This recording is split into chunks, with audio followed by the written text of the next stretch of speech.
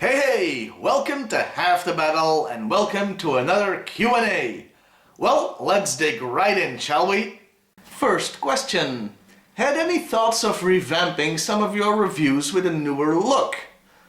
Well, I'm not sure if you meant, do I want to do the old reviews again? Especially the very first ones, because they kinda sucked. Well, I have thought about it, but overall, I think I'm gonna let them stand on their own as a testament to my early stupidity. Though there are one or two that I'd like to elaborate on at some point. Take Ambush, for example. When I did his character review, I had not seen the D-Cartoon episode that heavily featured him. I have since done that, and I'm gonna go back to the character of Ambush when I eventually end up reviewing that cartoon episode. If you meant more, will I ever give my review show a newer look? Well, I can't deny that I haven't thought about it on occasion. I mean, like a lot of reviewers, I'm just a guy sitting on a couch with a blank wall behind me. I had thought about moving the review show to the room where my collection is actually in. But to do so, I'd have to get some expensive new lighting. Since right now, I only use the lights from my ceiling and the natural sunlight coming in through the window. And the room that has my collection really doesn't have that good of a lighting. Unfortunately, such a thing would cost a lot of money, and though I love doing the show, I'm really not comfortable on spending any real money on it, save for the occasional cheap prop. That's why I'm still not using a professional camera. Second question. What are your thoughts on the shared movie universe with G.I.Joe, Ram the Space Knight, and other characters owned by Hasbro? Well, I'm gonna be honest with you, I had no idea they were trying to make that a thing.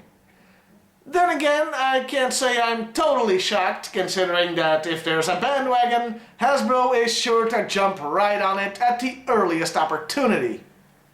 And hey, after the success of Avengers, you can see why, right? I mean, it seems everybody is doing it. DC, Star Wars, so why not Hasbro? And hey, a movie I've wanted to see for a long time would be G.I.Joe vs. Transformers. But if I'm honest, we've already kinda seen that in the first Michael Bay Transformers movie. Hell, those soldiers, they were basically the G.I. Joe team.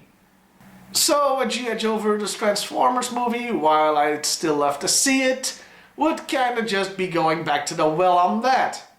As for the other characters, well, I'm not familiar with Ram the Space Knight really, outside of a review I saw that Linkara did once, so I can't comment on him. But if there's one property that would gel well with G.I. Joe in a movie, would be Mask.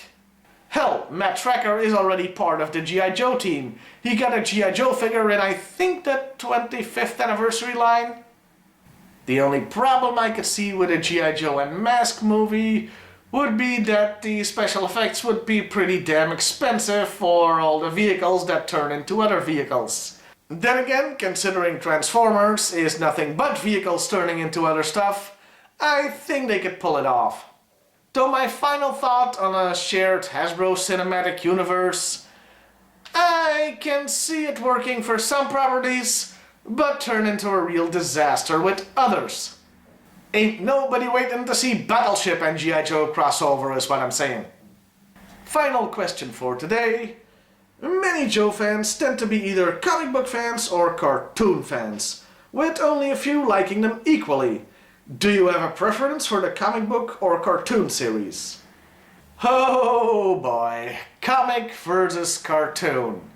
This is actually a debate that's been going on since, I don't know, 1997, back on the old message boards and mailing lists. And there were trenches dug and people stood their ground and all of that stuff.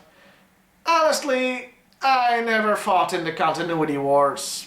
This is gonna be a bit hard to believe considering how much I tear down the cartoon on this show, but the truth is, I like them both, and I like them pretty much equally. It's really apples and oranges. I mean, they're two completely different continuities.